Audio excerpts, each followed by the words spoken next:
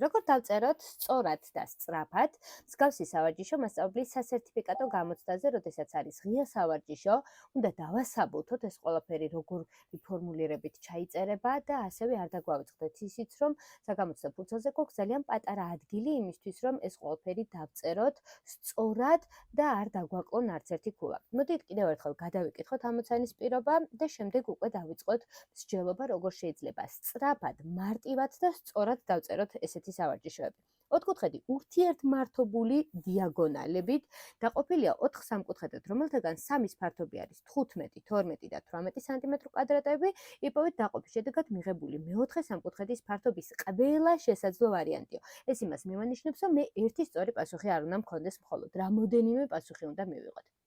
მე თქვენ კომენტარებს ოდესაც გადავავლე, თვალი იქ ძალიან ბევრს ეწერა მხოლოდ ერთი პასუხი და ეს არ არის სწორი. მას აქვს რამოდენიმე შესაძლო პასუხი, იქიდან გამომდინარეც, რომ ყველა შესაძლო მნიშვნელობა უნდა ჩამოწეროთ და ეს მიმანიშნებს იმას, რომ მას აუცილებლად ერთზე მეტი პასუხი ექნება. პირველი და ყველაზე მთავარი, რაც უნდა გვახსოვდეს თეორიული ნაწილიდან, ეს არის, რომ მე ვიცი ოთხკუთხედში ურთიერთმართობული დიაგონალებით მიღებული სამკუთხედების ფართობები ჯვარედინი ნამრავლით ყოველთვის არის ერთმანეთის სწორი. სწორედ ეს დეტალი უნდა გამოვიყენოთ, ეს ფორმულა უნდა გამოვიყენოთ იმისთვის, რომ ეს სავარჯიშო ამოხსნათ სწორად და ძალიან სწრაფად. აი, რადგანაც ურთიერთმართობული დიაგონალები გვაქვს და ყველა სამკუთხედი ერთმანეთისაგან განსხვავებული ფართობების არის წარმოდგენილი, მოდით აი ესეთი სამკუთხედები გავაკეთოთ. აი ესე შევადგინოთ სამკუთხედები. მაგალითისთვის ეს იყოს 12, ეს იყოს 15, ეს იყოს 18 და ეს იყოს რაღაცა x-ი, რომელიც ჩვენ უნდა ვიპოვოთ. მოდით ასევე შემოვიტანოთ ასოითი გამოსახულებაც. ეს იყოს a წერტილი, ეს იყოს b წერტილი, c წერტილი, d წერტილი და ეს გადაკვეთის წერტილი იყოს რაღაცა k. ეხლა ნახეთ, რაც ვთქვით თეორიაში, ის გადმოვიტანოთ ეხლა ფურცელზე სწორად. ესე იგი, ფართობის სამკუთხედისა a, b, k. აი, AB-კას ნამრავლი მის ჯვარედინზე, ხო? ჯვარედინის სამკუთხედი მექნებოდა მის ნამრავლი.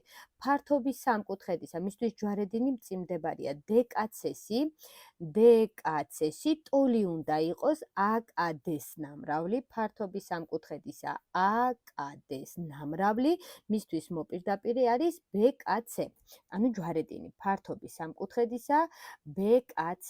თუკი აი ამ გამოსახულებას ჩვენ დავწერთ, ამით ყველა მიხვდება, რომ ჩვენ ვიცით ფორმულა, როგორ გამოვიყენოთ ურთიერთმართობული დიაგონალებით დროს გადაკვეთისას, რომ ჯვარედინი ნამრავლი უნდა გავაკეთოთ. ამის შემდეგ მხოლოდ და მხოლოდ რიცხვების ჩასმაღა გვექნება დარჩენილი. ესე იგი, 12-ის ნამრავლი 18-ზე უდრის x-ის ნამრავლი 15-ზე. მხოლოდ ეს ხა ჩავსვათ ახლა. AB-კ რადგანაც გვაქვს, ამიტომ პირდაპირ ჩვენ ძიმთან მიმდევრობით დავწეროთ, როგორც გამოსახულება შევადგინეთ. 12-ის ნამრავლი 18-ზე, ტოლი უნდა იყოს, მერე დავწერეთ AKD. x-ის ნამრავლი 15-ზე და აქედან გამოვთვალოთ მხოლოდ x-ი რისი ტოლია. x-ი ტოლი იქნებოდა 12 გამრავლებული 18-ზე და შეფარდებული 15-თან. 12 და 15 შეგვიძლია შევკვეთოთ 3-ზე, აქ 4 გვექნება და აქ გვექნება 5, მეტი აღარ იკვეცება, აქედან გამომდინარე x-ი ტოლი იქნებოდა 4 ჯერ 18, ეს არის 18-ზე რო გავამრავლოთ არის 32, 3-ს ვიმახსოვრებთ და იქნებოდა 72 მეხუთედი და აქედან x-ი ტოლი იქნებოდა 7-ში 5 მოთავსდება 1-ხელ, 22-ში 5 მოთავსდება 4 ჯერ და 20-ში 5-იც მოთავსდება 4 ჯერ. აი პირველი ფართობი ვიპოვეთ, რომ ეს იქნებოდა 14.4. ეხლა ანალოგიურად ისე ურთიერთმართობული დიაგონალები დავხაზოთ, ოღონდ აქ უკვე შევცვალოთ ფართობები. პირველი თუ 12 მეწერა და მერე 15, ეხლა დავწეროთ ჯერ 15, მერე 12, მერე 18 და x-ი. აქაც თუ გნებავთ ეს გამოსახულება დაწერეთ კიდევ, თუ გნებავთ პირდაპირ რიცხვების შეცვალით, იმიტომ რომ ეს არის ის ძირითადი, რითიც მივანიშნებთ ყველას, რომ მე ფორმულა ვიცი, რომელსაც გამოვიყენებ.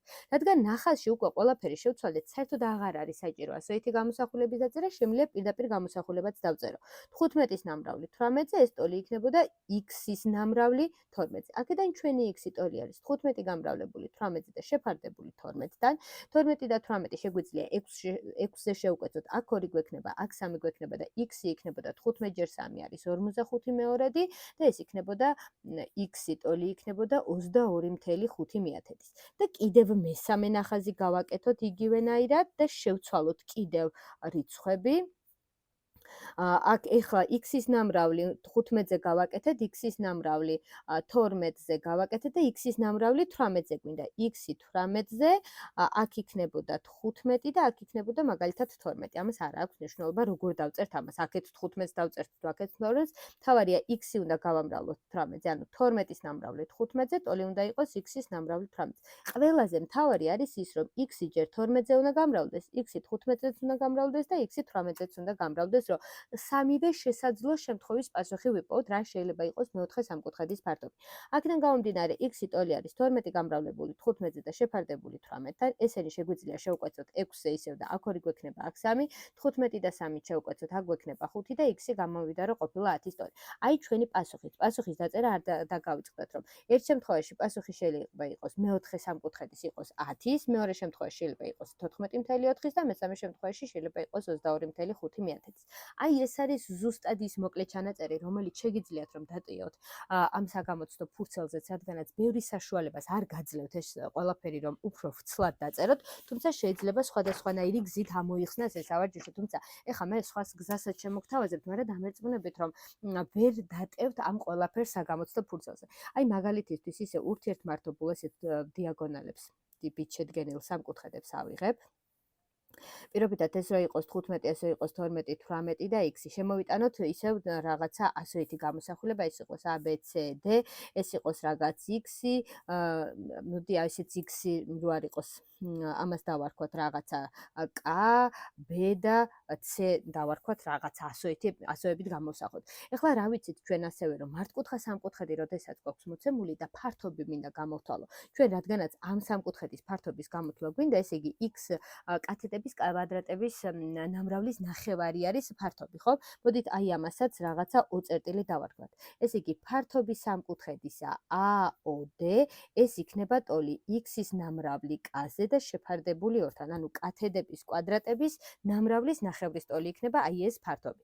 ეხლა მე უნდა დავიწყო სათითაოდ გამოვსახო, დავწერო უფრო სწორად გამოსახულება ფართობების თითოეული სამკუთხედისთვის, დავიწყებ ფართობი სამკუთხედისა AOB ეს ტოლი იქნება x-ის ნამრავლი b-ზე და შეფარდებული ორთან, რომელიც ამავდროულად უდრის 15-ს და აქედან xb უდრის 30-ს და შეგვიძლია ნებისმიერი გამოვთვალოთ, მაგალითად b იქნებოდა, b რო გამოვსახოთ, ეს იქნებოდა 30 შეფარდებული x-თან.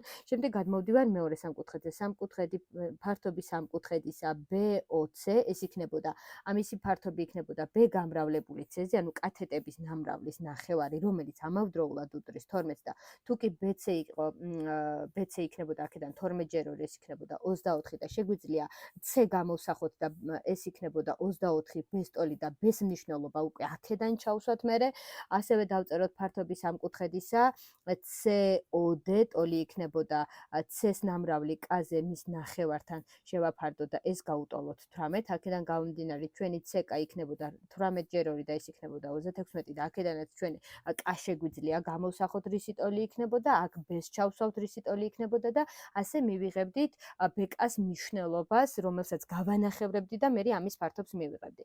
და ასე უნდა მოვიქცეთ 4-ვე შემთხვევაში, მაგრამ ეს ყველაფერი უბრალოდ ჩვენ ფურცელზე არ დაგვეტევა, საგამოცდო ფურცელზე, რომ ეს ყველაფერი ასე დეტალურად დავწეროთ. იქიდან გამომდინარე, რომ არსებობს ფორმულა, რომ ოთხკუთხედში ურთიერთმართობული დიაგონალებით მიღებული სამკუთხედების ფართობების ჯვარედინი ნამრავლი ყოველთვის ერთმანეთის ტოლია, ზუსტად ეს უნდა გამოვიყენოთ და არ უნდა წავიდეთ შორიგზით. ესეც სწორია, მაგრამ არის ძალიან შორი გზა და უბრალოდ არ დაგეტევათ საგამოცდო ფურცელზე. ეს არის ბევრად მარტივი გზა და მოკლე, უფრო სწრაფადაც ამოხსნით და ძალიან დიდ დროს დაკარგავთ დაზოგავთ გამოცდაზე, რომ სწრაფად და სწორად ამოხსნათ ეს ყველაფერი. ასეთი ამოხსნის გზით არ დაგაკლებენ არც ერთ გულას, რადგანაც ფორმულირებაც გაკეთებული გაქვთ და დეტალურად გაქვთ განხილული სამივე შემთხვევა და სულ რაღაც რამოდენიმე წუთში შეგიძლიათ 5 წუთიც არ დაგჭირდებათ იმისთვის რომ მსგავსი სამქულიანი სავარჯიშო დაწეროთ. ხოლო მეორე გზით რომელიც შემოგთავაზეთ და უფრო დეტალურად და ნაბიჯ-ნაბიჯ მეყვება ამ ყველაფერს, ბევრად მეტი დრო დაგეხარჯებათ და აღარ დაგრჩებათ დრო სხვა სავარჯიშოების გასაკეთებლად და შეიძლება ფურცელზეც არ დაგეტიოთ ეს ყველაფერი. ამიტომ ეცადეთ ყოველთვის რომ გამოცდაზე რაც შეიძლება მარტივად და სწრაფად შეძლოთ ყველაფრის ამოხსნა. და მთავარი არის რომ აი ეს დეტალი დაწეროთ, საიდან მოდის ეს ნამრავლები და უკვე შემდეგ თითოეულ ნამრავლს გააკეთებთ ძალიან სწრაფად და მარტივად. თუ მოგეწონათ ჩემი ვიდეო, არ დაგავიწყდეს გვერდის გაზიარება, შეინახე ეს ვიდეოც რომ არ დაგეკარგოს და ყოველთვის გახსოვდეს როგორ შეიძლება ნებისმიერი მსგავსი სავარჯიშო უმარტივესად ამოიხსნას, მე კიდევ ძალიან ბევრ მარტივ ამოხსნეს გზას გასწავლით და არ დაგავიწყდეთ კიდევ რომ გაიხსნა უკვე ჩემი YouTube გვერდი, სადაც ასევე შეგიძლიათ ნახოთ ძალიან საინტერესო სხვადასხვა ვიდეოები. მე კი დაგემშვიდობებით მომავალ ვიდეომდე, სადაც კიდევ განსხვავებულ სხვა თემას შემოგთავაზებთ. დროებით.